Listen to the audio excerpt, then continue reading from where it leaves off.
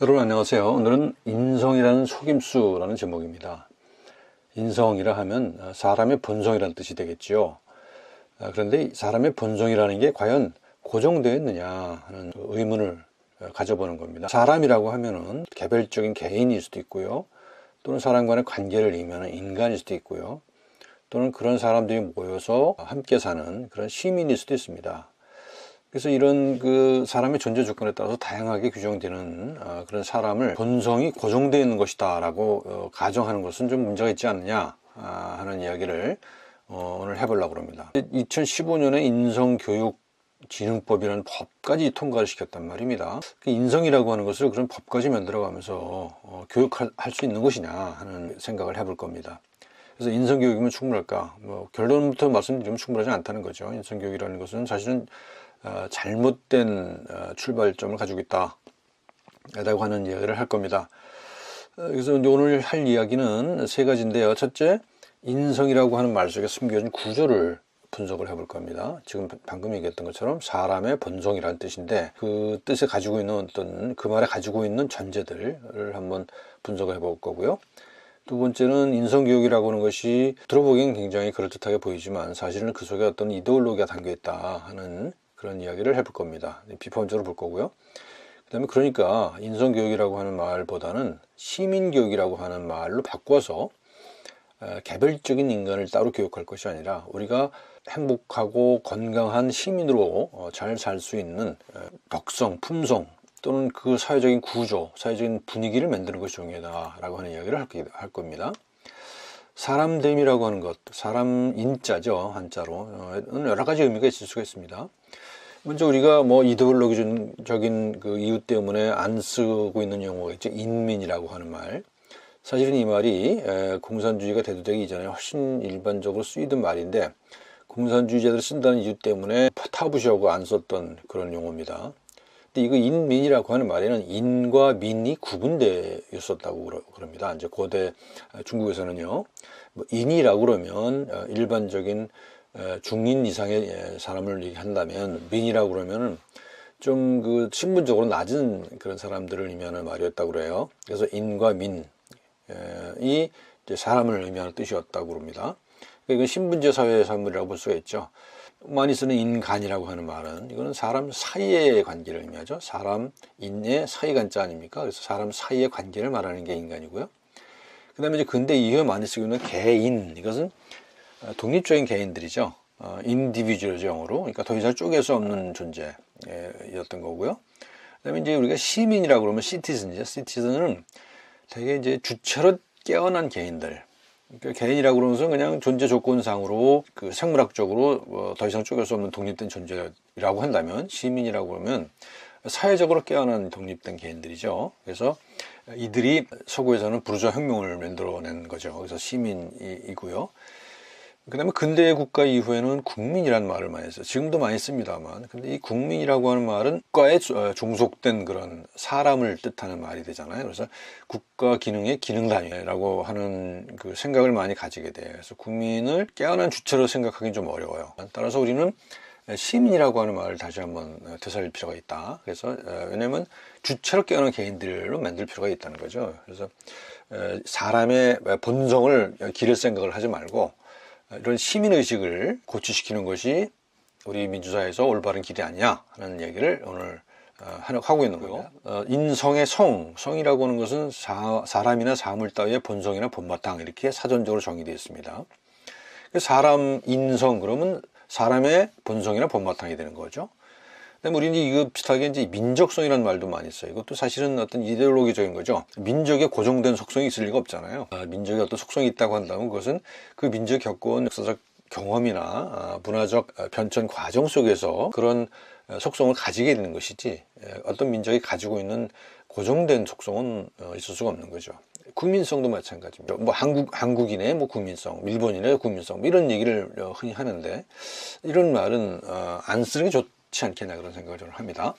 그래서 우리가 지향해야 할 지점은 시민의 덕목을 가꾸고 기르는 데 있다. 시민의 덕목, 더불어 함께 사는 시민의 덕목을 기르는 것이 중요하다.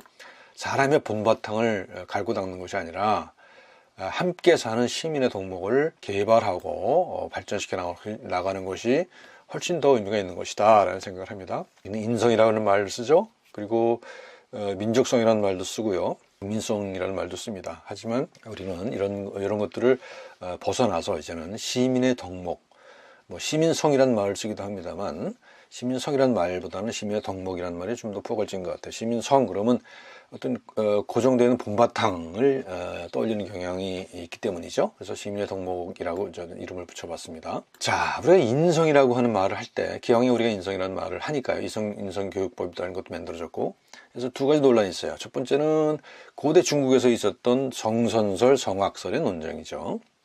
근데 재밌는 건 이런 모두 기본적으로 유교 이데올로기에 바탕을 둔 거죠. 그래서 성선설이라고 하는 것은 인간이 선천적으로 선하다라고 하는 거예요. 그래서 그러니까 선천적으로 선하니까 그 선한 본바탕을 발현시켜야 된다. 선한 본바탕을 발현시킬 수 있는 그런 사회적 환경을 만들어야 된다는 주장이죠.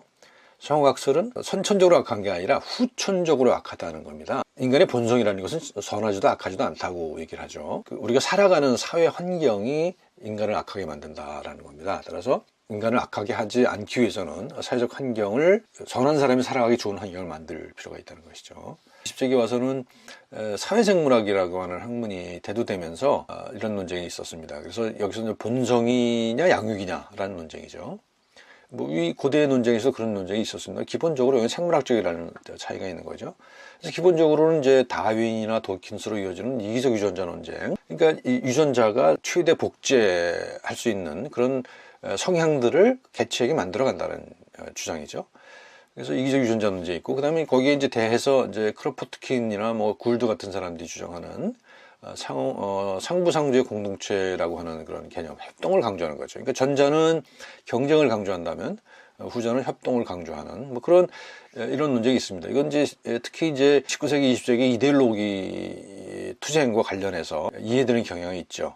하지만 물론 지금은 이제 대체적으로 점차적으로 이런 그 갈등 상황이 완화돼서 두 개가 연결되는, 그러니까 양육을 통한 본성이라는 이런 개념으로 연결되는 그런 과정을 겪고 있습니다. 근데 이거는 또 고대 그리스에 이미 이런 개념도 있었어요.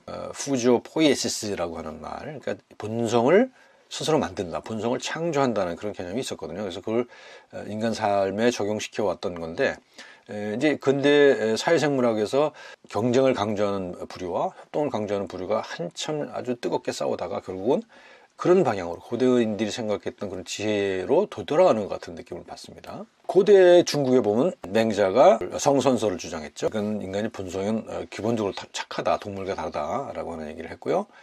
그 다음에 이제 순자는 본성이라고 하는 것은 태어날 때는 선도 없고 악도 없지만 태어난 이후에 후천적으로 인간이 악해진다. 그래서 그 사회적 환경을 조정하는 것이 필요하다라는 얘기를 했던 겁니다. 맹자의 성선설은 선천적 착함이에요. 측은지심이죠. 도둑이라 하더라도 그가 도둑질을 하러 들어간 집에 아이가 우물에 빠지려고 할 때는 달려가서 구하려고 한다라고 하는 거죠. 그러니까 인간 본성은 착하다는 겁니다. 반면에 순재의 성악설은 인간의 본성이 악해진다라고 하는 거죠. 그러니까 맹자의 성선설에서는 선천적 선을 찾아서 길러주는 거죠. 근데 이제 선이 존재한다라고 하는 것을 전제로 하고 있기 때문에 좀 형이상학적인 느낌이 들죠. 하지만 이제 순재의 성악설은 후천적인 악항이기 때문에 이거는 어떤 뭔가 우리가 해볼 수 있는 여지가 많이 생깁니다. 그리고 실질적인 실천적 프로그램을 만들어낼 수가 있어요. 후천적 선을 지향할 수 있기 때문이죠. 그러니까 선천적으로 뭔가를 형이상학적으로 정리해버리면 그것에 대한 증명에 부담이 있단 말이죠. 하지만 성악설에서는 그런 것 없이 후천적으로 우리가 할 수 있는 실천 프로그램을 만들기 훨씬 더 쉽다라고 할 수가 있습니다. 자, 이건 고대 이야기고요. 이제 이 본성에 관련된 생물학적 논의를 한번 살펴보도록 하겠습니다. 본성에 관련된 생물학적 논의는 대개 이 두 개의 본능을 중심으로 생각할 수가 있을 것 같아요. 이건 뭐 진화에 의해서 인간에게 만들어진 또는 다른 동물들도 모두 가지고 있는 그런 본능들이죠. 하나는 회피 본능입니다. 어떤 위험이 닥쳤다든가 그랬을 경우는 무조건 하루빨리 회피하려고 하는 그런 본능이 있게 되는 거죠. 우리가 반사활동을 하잖아요. 그러니까 우리가 뇌가 그것의 위험을 감지하기 이전에 이미 우리 이 척추 반사를 통해서 그 위험에서 회피하려고 하는 그런 회로까지 있잖아요. 이제 그것뿐만 아니라 뇌를 통과하더라도 우리는 기본적으로 불결한 것 또는 위험한 것, 생존과 번식에 좋지 않은 것, 그런 것들은 피하려고 하는 본능이 있는 거죠. 그것만 가지고 살 수가 없어요, 우리가. 그래서 그것만 가지고 살 수가 없어서 우리는 또 접근 본능이라는 걸 가져요. 그래서 맛있는 음식이 있는 곳은 쫓아가죠. 아름다운 또는 멋진 예비 배우자가 있는 경우엔 쫓아가게 된단 말이죠. 이제 그런 것이 이제 접근 본능인 겁니다. 상당 부분 진화에 의해서 만들어진 것이고 또 사회 구조 속에 그대로 또 반영되어 있는 것이기도 합니다. 정치적 성향도 이런 식으로 설명을 하기도 합니다. 예를 들면 보수는 회피 본능이 더 발달한 사람들이고 진보는 접근 본능이 더 발달한 사람들이다 라고 하는 얘기를 하기도 하죠. 동물에서 보게 되면 예를 들면 싸나운 개 같은 경우에 공격성이 많죠. 뭐 일반적인 개도 공격성을 가지고 있기도 하죠. 자기의 생존이 위협당할 때는 공격성을 발휘하게 됩니다. 그래서 그런 것이 이제 회피 본능과 관련된 생존 지능이죠. 뭔가 호기심을 많이 가지고 사람과 사귀는 그런 그 지능이 또 있단 말이죠. 그것은 또 학습 지능이죠. 회피 본능과 접근 본능, 그 다음에 생존 지능과 학습 지능, 이것이 이제 진화에 의해서 만들어진 우리의 속성이라고 볼 수가 있습니다.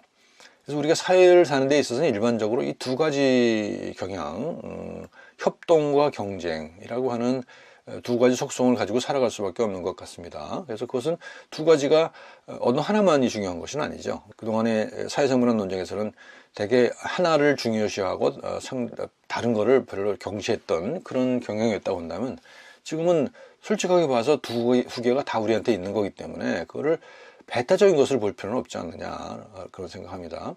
협동을 하기도 하지만 우리는 이렇게 먹고 살아야 되니까 동물의 경우에는 뭐 다른 약한 동물을 잡아먹어야 되기도 하고요.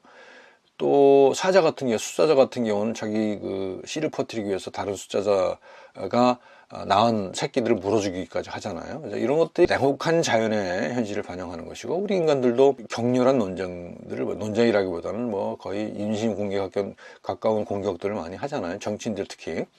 그 근거가 없는 것은 빤히 보이는데도 그 자기의 정치적 이익을 위해서 철면피한 주장을 하는 정치인들 많이 있잖아요. 사사건건 반대하는 그런 정치인들의 모습을 볼 때 이게 이제 우리 본성에 있는 거라고 얘기할 수도 있을 것 같습니다. 하지만 우리는 공감 능력이라는 것을 가지고 있는 동물이기도 합니다. 우리 인간만 가지고 있는 게 아니에요. 그래서 영장류 동물들에서도 이런 공감 능력을 가지고 있다는 사실들이 실험을 통해 증명돼요.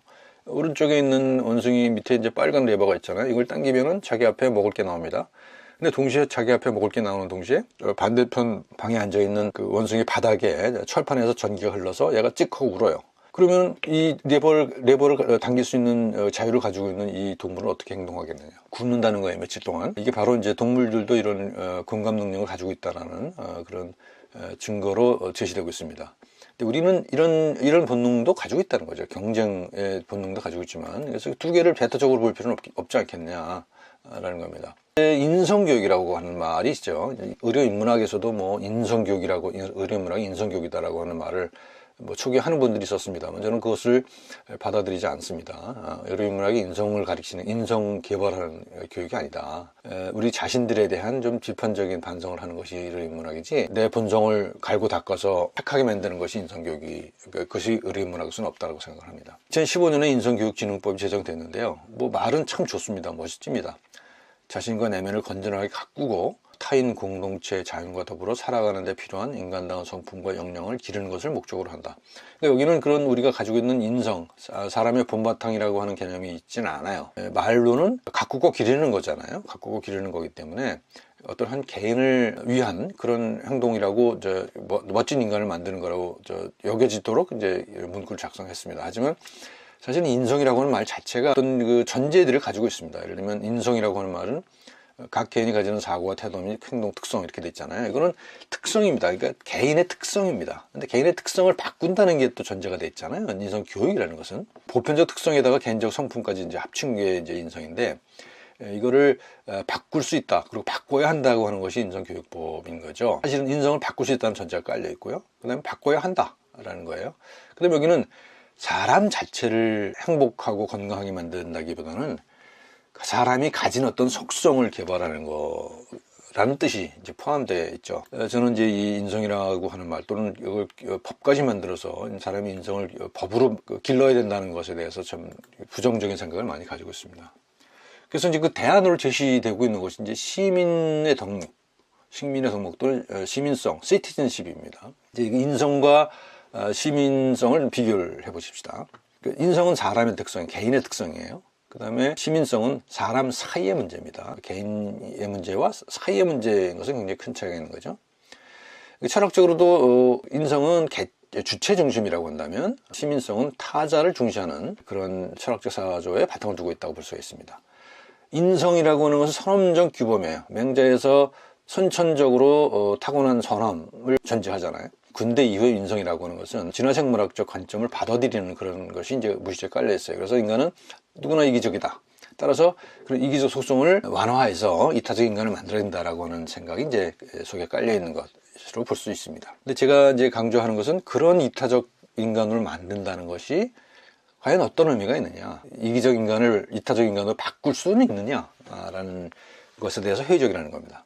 그래서 저는 이제 자유로운 인간을 길러야 된다는 거죠. 이타적 인간을 길러야 되는 것이 아니라 자유로운 인간을 길러야 된다. 그래서 자유스럽게 판단할 수 있는 개인적 이해관계뿐만 아니라 공동체의 이해관계까지도 포함하는 그것이 결국 자기 자신의 이해관계를 되돌아오기 때문인 것이죠. 그러니까 제대로 이해를 한다면, 인간과 사회의 운영 방식을 제대로만 이해한다면 우리는 누구나 자유로운 인간으로서 자기와 스스로의 이익과 공동체의 이익을 위해서 행동할 수 있다라고 하는 겁니다. 이게 바로 우리 고대 그리스의 에우다이모니아입니다. 탁월한 삶, 행복한 삶이 이제 전제를 하고 있는 거거든요. 물론 너무 나이브하다는 지적을 받을 수는 있습니다만 그 길이 저는 유일한 길이라고 생각을 합니다. 인성에서는 주어진 질서를 강조해요. 어떤 주어진 질서에 제일 잘 작동하는 인간을 만들어내는 그런 방식이죠. 그래서 그 인성이라고 하는 말을 쓴 거랍니다. 그러니까 뭐 자기 이익을 챙기지만 또 이타적인 인간, 뭐 이렇게 어떻게 보면 상당히 모순적인 그런 인간형을 지향을 합니다. 하지만 시민성은 우리가 살아가는 과정 속에서 또는 서로 관계하는 방식 속에서 새로운 질서를 만들어낸다는 지향성을 가지고 있습니다. 시민성에서는 누구를 지향하죠. 후가 됩니다. 나는 누구인가 또는 어떤 사람이 되고자 하는가라는 것이죠. 반면에 인성에서는 무엇을 지향합니다. 내가 무엇을 가지고 있는가, 내가 어떤 속성을 가지고 있는가를 강조하는 거죠. 이렇게 인성과 시민성은 다르다는 겁니다. 그리고 인성은 근대국가와 자본주의 사회에서 필요로 하는 인간상을 지향하는 거죠. 반면에 시민성은 복지국가 또는 앞으로 올 것으로 예상되고 있는 공유경제사회에 필요한 그런 인간형이자고 볼 수가 있습니다. 이걸 이제 윤리적인 이론의 관점에서 보게 되면요, 우리가 이제 인성이라고 하는 말을 이제 떠올릴 때면 철학적으로는 선험적 도덕 법칙이 떠올라요. 그래서 이제 칸트가 되겠죠. 주로 그 이성적 존재고 인간이 그리고 자유의지를 가지고 있고, 그래서 그렇기 때문에 그런 이성과 자유의지를 통해서 명약관한 의무를 지켜나가는 것, 그래서 그것도 합리적 인간의 윤리라고 얘기하는 거죠.